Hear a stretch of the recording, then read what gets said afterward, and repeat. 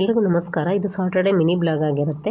ನನ್ನ ದಿನದ ಬೆಳಗ್ಗೆ ಬಾಗಿಲಿಗೆ ನೀರು ಹಾಕೋದ್ರಿಂದ ಸ್ಟಾರ್ಟ್ ಆಗುತ್ತೆ. ಬಾಗಿಲಿಗೆ ನೀರು ಹಾಕಿದ ನಂತರ ರಂಗೋಲಿನ ಹಾಕಿ ಇಲ್ಲಿ ಹೂಗಳನ್ನ ಬೆಳೆಸ್ಕೊಳ್ತಾ ಇದ್ದೀನಿ. ಇದಾದ ನಂತರ ನಾನು ತಿಂಡಿಗೆ ಇಲ್ಲಿ ಈರುಳ್ಳಿ ಹಸಿಮೆಣಸಿನ್ಕಾಯಿನ ಕಟ್ ಮಾಡ್ಕೊಳ್ತಾ ಇದ್ದೀನಿ.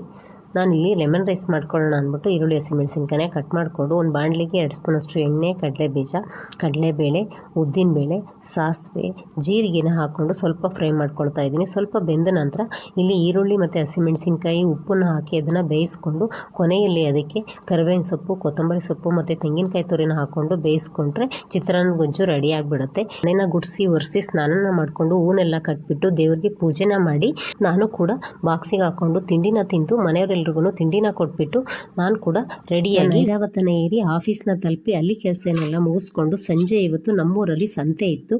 ಹಾಗಾಗಿ ನಾನು ಸಂತೆಗೆ ಹೋಗಿ ತರಕಾರಿನೆಲ್ಲ ತೊಗೊಂಡು ಮನೆಗೆ ಇವತ್ತು ಬಂದಿದ್ದಾಯಿತು. ಇಷ್ಟೇ ಇವತ್ತಿನ ಮಿನಿ ಬ್ಲಾಗ್.